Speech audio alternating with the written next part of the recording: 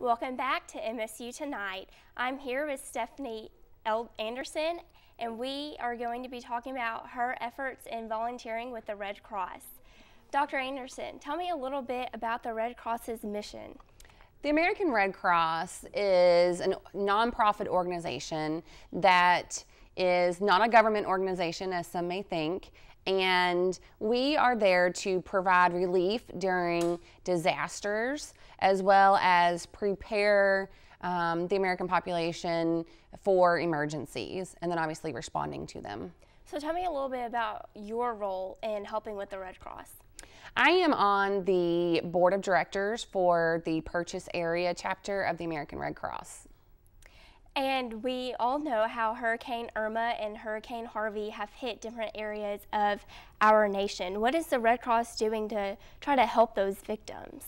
The Red Cross has sent thousands of volunteers already. We've sent about 3,400 down to Texas in response to Hurricane Harvey. We have served over 500,000 meals and snacks to those that were displaced out of their homes and during Harvey. And then we just yesterday gave out $15 million worth of funds to those in the Texas area. So we're going shelter to shelter, giving $400 to each family. And then prior to Hurricane Irma, we actually deployed thousands of volunteers down to Texas as well.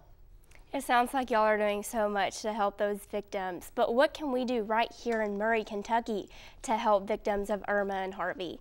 Well, one of the big things we need right now is blood donations. When the hurricanes happened, they needed extra blood. So the supplies from, say, our area and other places across the country ended up going down there. So here locally, we definitely need blood donations. And they're still sending some down to Texas and in Florida as well. So there is a blood drive on Thursday at St. John's Episcopal Church here in Murray. It is on West Main Street from 10 a.m. to 4 p.m.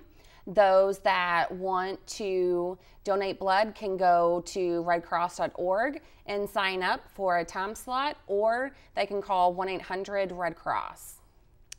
Taking a different direction, we both know that disaster can strike at any time, anywhere. How can we be prepared for when something like that happens? There are a couple things you can do, Ashley. The first is to create an emergency preparedness kit.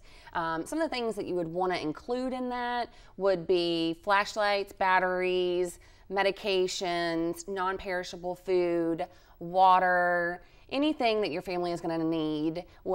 We typically say that if you're being evacuated, you want at least 3 days worth of these items.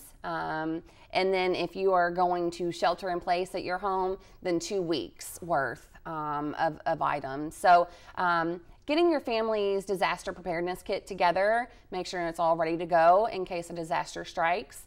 The second thing is to have a plan and to trial run that plan at least once a year with your family. And that way a disaster strikes and everyone knows where to go. So if you set up a couple different locations, in case your family gets separated, maybe one somewhere in your neighborhood, one somewhere else in the city. That way, if you're separated from a tornado, during a tornado, something like that, you can all meet back up at that same place.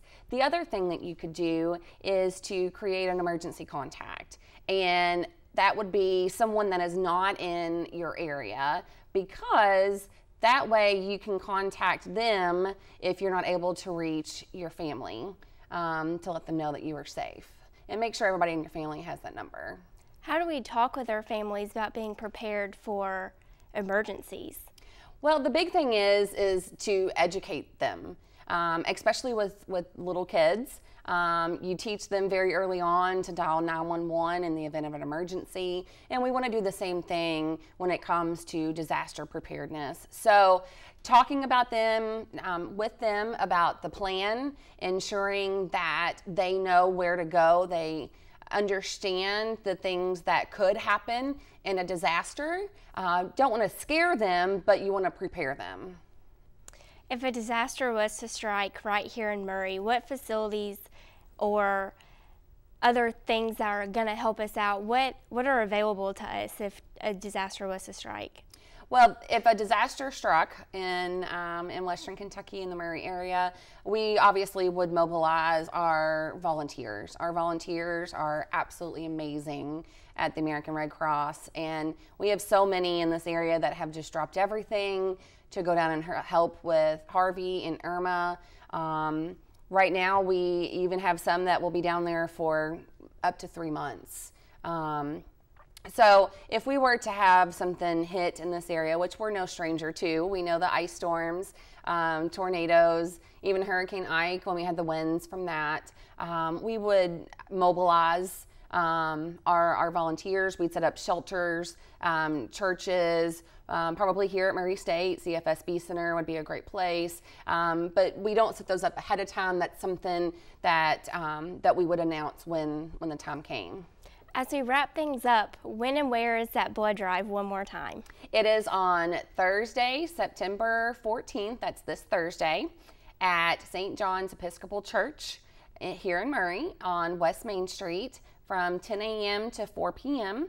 And people can register ahead of time for a time slot. It takes about 30 minutes or so if you register ahead of time to donate blood, and you can do that by calling 1-800-RED-CROSS or going to redcross.org. Thank you for joining us, Dr. Anderson. Thank you all for joining me. Up next, we have a challenge on the way. Stay tuned.